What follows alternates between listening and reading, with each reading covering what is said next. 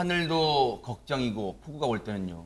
이제는 발밑도 걱정인 그런 세상이 됐습니다. 그런데 이번 폭우 피해로 뭐 여러 곳이 다 침수 피해 당했겠습니다만 특히 반지하 시설이 거기에 또 거주하시는 분들의 피해가 컸습니다. 서울시가 특단의 조치에 나섰다고 하는데요.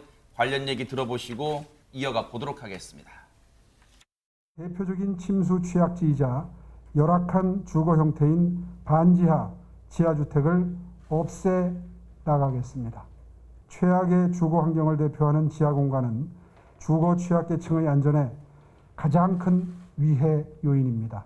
서울시는 앞으로 반지하 지하 공간의 주거 용도로서의 건축 허가를 전면 불허하고 관련 법령 개정을 정부에 건의하겠습니다.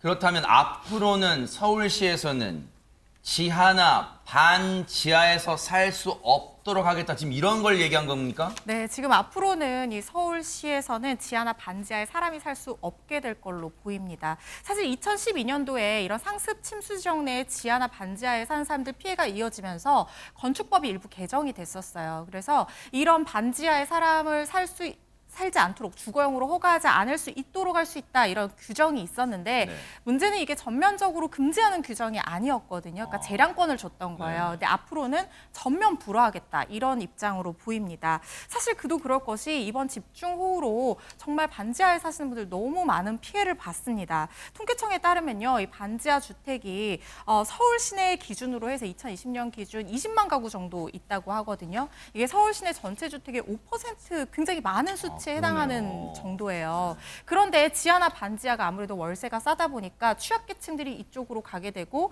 침수 상황에서 이 목숨을 내놓아야 되는 이런 상황이 벌어질 수밖에 세상에. 없는 겁니다. 그래서 이런 정책이 나오게 된 것이고요. 자체적으로 좀 빠른 대응을 하기 위해서 이번 주중으로 각 자치구에 건축 허가를 할 때 지하층은 주거용으로 허가하지 않도록 하는 건축 허가 원칙을 전달할 계획이라고 하고요.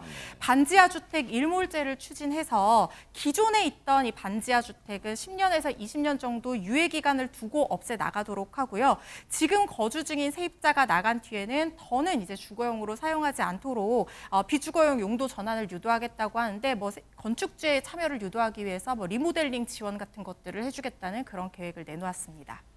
근데 최준범 교수님, 네. 사실 서울시의 이 대책 추진에 대해서 무슨 말꼬리 잡겠다는 건 아닙니다만 이건 장기적 대책에 불과하잖아요.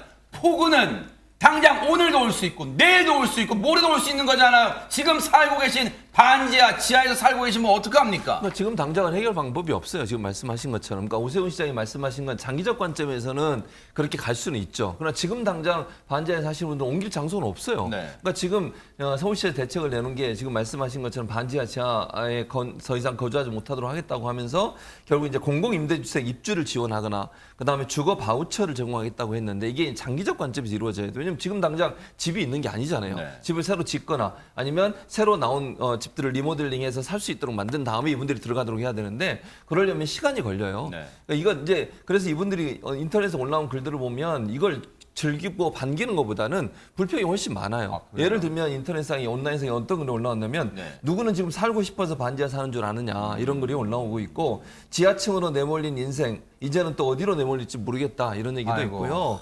그다음에 장마 피해 한두 해, 그러니까 장마 피해가 한두 해 있는 것도 아닌데 여태까지 뭐 하다가 이제서 이런 대책을 내놓느냐 이런 얘기도 있고요. 네. 매번 소잃고 외양간 고치는 격이다 이렇게 비판을 하고 있습니다. 네티즌분들 얘기 듣고 있다 보니까 저절로 한숨이 나옵니다. 그러다 보니까 근본적 실효적 대책이 절실할 것 같습니다. 김현지 평론가님. 그렇습니다. 그 지하에 주거 공간이 있는 경우에 이제 단점들은 익히 알려져 있는 바죠. 뭐 보건 환경 측면에서도 습기, 곰팡이 이제 이런 것들 상징적으로도 이제 대부분 알려져 있고 그리고 또 전문가들이 굳이 지적을 안 해도 요번에 인명 피해가 나지 않았습니까? 이거는 정말 그 위해 요소가 너무 심각하기 때문에 장기적으로 볼 때는 일몰제를 통해서 이러한 주거 환경을 그러니까 지하에 사람이 사는 공간은 없애는 것이 맞다. 동의합니다. 그렇지만 지금 방금 말씀하셨다시피 실질적 실효적으로 재빨리 어떤 대책이 마련되기는 참 이게 그 갭이 있다는 게 굉장히 안타까운 지점이기는 하지만 그렇지만 그분들이 원하는 그 주택 수요가 있잖아요. 뭐 비교적 재정 형편이 조금 어려운 분들이 사시는 그 공간을 대체할 수 있는 공공임대주택이면 그에 해당하는 물량. 전체 5% 서울의 5%고 20만 호라 그러면 상당한 규모거든요. 상당하죠, 네. 이에 대한 그 대책과 함께 쌍끌이로 이렇게 가면서 결국에는 일몰제를 통해서 그 위생적으로나 혹은 안전 측면에서 네. 이런 그 거주용 지하에 있는 공간은 없어지는 것이 맞다라고 생각되는데 네. 참 실효적 대책을 마련하기는 쉽지 않은 형편입니다. 사실 이번에 이제 지금 충청권 남부지방으로 비구름이 내려갔습니다만 며칠 전에 있었던 서울의 물난리, 경기의 물난리 이게요 또 강원도 물난리가요 뭐 인천도 빼놓을 수 없습니다.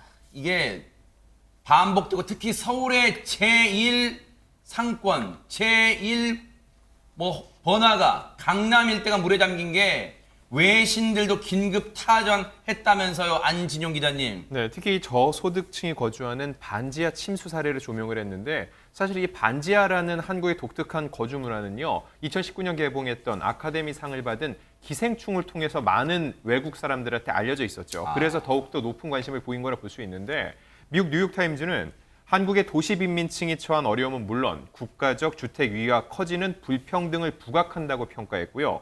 BBC는 반지하를 우리말 발음 그대로 반지하로 표기하기도 했습니다. 그리고 이 로이터 통신 같은 경우는 영화 기생충의 배경이 바로 반지하 주택이었다고 강조하는 기사를 보도하기도 했습니다. 저게요, 부끄러운 게 아니에요. 저 반지하에 사시는 게. 저 반지하에 거주하신 분들이 피해를 입도록 방치한 나라, 지자체가 부끄러워야죠.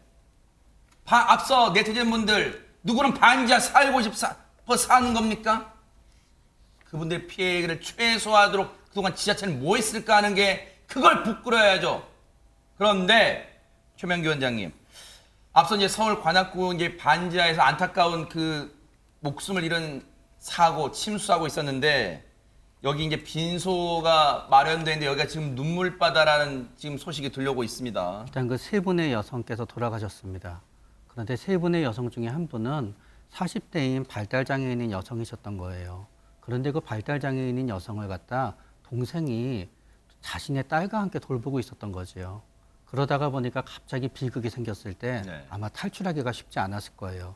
그런데 더 슬픈 거는 네. 어머님이 남아 계시다는 겁니다. 어머님이 요양원에 입원하고 계셔서 어머님께서는 당시에 집이 없으셨거든요. 네. 그런데 어머님은 본인을 갖다 본인이 의지하던 가족이 전부 다 없어지며 또 본인이 평생 지켜줘야만 됐다고 생각했었던 발달장애인인 딸이 비극을 맞이하게 됐기 때문에 그 모든 사연이 우리를 슬프게 하는 것 같습니다. 네. 하루아침에 하룻밤새 가족을 셋이나 잃은 이 어머니 지금 큰 충격에 빠져 있는데요. 그러다 보니까 윤석열 대통령이 긴급 지시를 내린 게 있다면서요. 어떤 내용입니까? 허주연 변호사님. 네, 이렇게 한꺼번에 가족을 잃은 노모에게 좀 살만한 곳을 마련해 드려라 이렇게 지시를 했다고 하는데요. 사실 이 사연 너무 안타까운 것이 이 노모가 뭐라고 얘기를 했냐면 본인이 병원에 입원하는 걸 데려다 주려고 딸이 휴가를 내서 일찍 와 있어서 이렇게 참변을 당했다 이러면서 굉장히 속상해하신다는 얘기가 나왔었어요.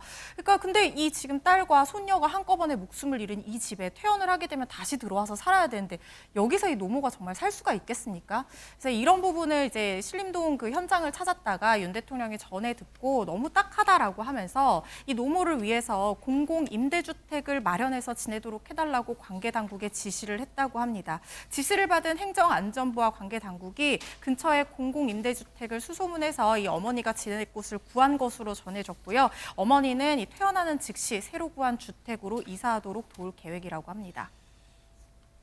이번 침수 피해는요.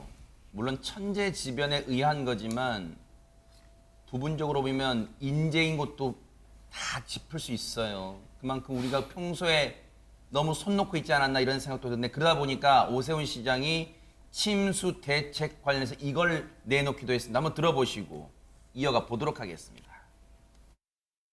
강남역 일대, 도림천, 그리고 광화문 지역 등 상습 침수 지역 6곳에 대해서 빗물 저류 배수시설 건설을 재추진할 계획입니다.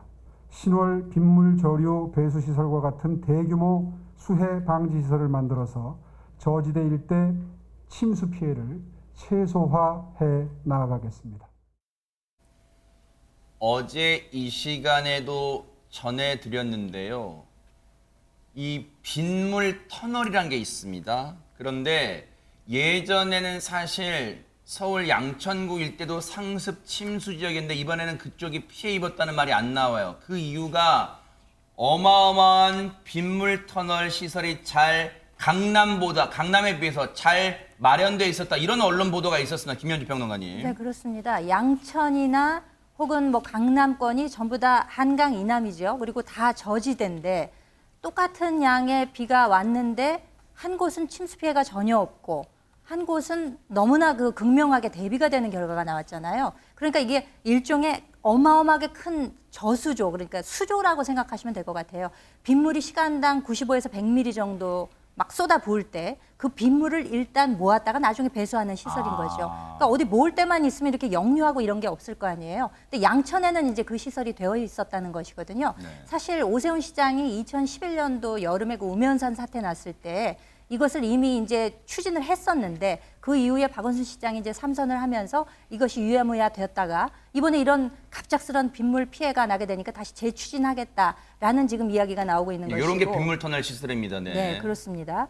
이제 이런 것을 앞으로 2027년까지 1조 5천억을 들여서 이번에 특히 피해가 많았던 강남, 도림천, 광화문 일대에다가 우선적으로 2027년까지 설치를 하겠다는 예정이고. 이게 양천구 신월에 있는 빗물 터널인데 규모가 상당합니다. 네. 엄청나죠. 네. 그러니까 이제 저게 저수 역할을 할 수 있게 되는 것이고 이게 결국 피해가 없는 것으로 결론이 났기 때문에 앞으로는 이런 시설이 2030년까지 도시개발 계획에 맞춰서 전반적으로 다 할 수 있도록 이렇게 마련하겠다는 네. 것입니다. 언뜻 봐도 저 사진만 봐도 이해는 돼요. 왜냐하면 갑작스레 엄청난 양의 폭우가 내려도 저 정도 규모면은 안정적으로 빗물을 일단 저장했다가 나중에 조금씩 흘려보낼 것 같다는 생각이 들잖아요. 그래서 대심도 터널 건설 예정 지역인데 2027년까지 쭉 앞으로 10년간 1조 5천억 원 규모의 예산을 투입해서 저렇게 만들겠다는 겁니다. 그러면 이 시청자분들 그런 궁금증은 계실 거예요. 아, 일단 터널이 크긴 크다. 딱 봐도 크긴 크다. 보세요. 이렇게 이 정도 시설이에요. 그러면 이거 근데 원리가 어떻게 되는 걸까 궁금해하실 것 같아요. 안진영 기자님. 사진을 이미 보셨지만요. 저 정도의 관을 지하 40에서 50m 아래에 심는 겁니다. 지름 10m 정도 되는데요. 아, 지름이 10m나 돼요? 네, 맞습니다. 이렇게 되면 비가 왔을 때 저 대형 배수관 안에 빗물을 일차적으로 일시 저장을 하는 거죠. 이를 통해서 저지대 침수나 홍수 피해를 예방할 수 있고 향후 저 빗물을 재활용할 수도 있습니다. 통상적으로 비가 어느 정도 이제 그쳤을 때 강과 하천으로 흘려보내는 저류 기능을 겸하고 있어서 빗물 고속도로 개념으로 볼 수 있습니다. 그런데 앞서도 이제 그 지하 반지하 거주하시는 분 대책과도 흡사하지만 폭우는 내년에도 또 반복될 수 있다는 건데 지금 그렇죠. 대신도 터널은 또 저것도 장기 플랜이란 말이에요. 네, 맞아요. 장기 플랜이고 조 단위 예산이 들어가요. 그러니까 뭐 하루아침에 이루어질 수 있는 건 아니에요. 시간이 좀 필요한 상황이기 때문에 말씀하신 것처럼 당장 내년에 또 이런 일이 발생하게 되면 또 가을도 정화가 올 수도 있어요. 가을 장마가 있어요. 네. 그럼 만약 그런 경우가 발생했을 경우에 어떻게 할 거냐는 문제가 지금 대두가 되고 있는데 일단 지하빗물 저류 배수시설은 추진을 쭉 하고 그리고 가장 지금 시급한 게 뭐냐면 시내에 배수 체계를 정비를 해야 돼요. 이게 이제 왜 그러냐면요. 낙엽 떨어지고 막 이런 그 쓰레기 같은 것들이 시내 배수 체계 안에 들어있는 경우들이 많고 이걸 청소를 꾸준히 해줘야 되거든요. 근데 사실 꾸준히 안 하게 되면 이게 막혀 있다 보니까 관이 막혀가지고 물이 잘 흘러가지 않는 부분이 있어요. 그럼 역류를 하게 되는 거니까 이 부분을 좀 더 체계적으로 할 필요가 있다는 생각이 듭니다. 그래서 시내 지금 배수, 비가 왔을 때 물이 빠져서 강으로 흘러가도록 만드는 배수 체계 전체에 대한 청소 작업이 필요한 것 같고 주기적으로 거기에 대한 점검을 해야 된다. 네. 그래야 비가 내렸을 때 빠른 시간 안에 물이 흘러갈 수 있도록 하는 그래서 단기적, 장기적 두 가지 관점이 함께 추진될 때 문제 해결이 될 것으로 보여집니다. 정말로 중요한 말씀해 주셨는데요. 사실 이번에 강남 일대 이 침수 원인 중에 여러 가지 원인 중에요. 물론 주변에 반포천이 이 수면이 다 차서 하수로로 역류해서 즉 물이 빠지지 못했다는 것도 있지만 곳곳에 있는 배수로에 앞서 말씀해 주신 것처럼 쓰레기, 담배꽁초 등이 막혀서 물이 배수가 안 된다는 거예요. 그래서 역류했다는 거예요. 그런 것도 원인으로 꼽히고 있습니다. 그렇다면 너는 안 버렸냐 이런 차원이 아니라 지금부터라도 시민의식이 우리 길 가다 보면 인도의 턱 아래 보면 배수구 곳곳에 있잖아요. 거기에 아마 보셨을 거예요. 쓰레기, 담배꽁초 등등으로 다 막혀 있는 거. 그게 폭우가 낼 때는 엄청난 침수 사고의 원인 중에 하나가 될 수 있다는 거예요. 오늘부터라도 당장 길 가다가 절대 그곳에 쓰레기 버리지 않는 것부터 실천해 봤으면 하는 그런 마음입니다.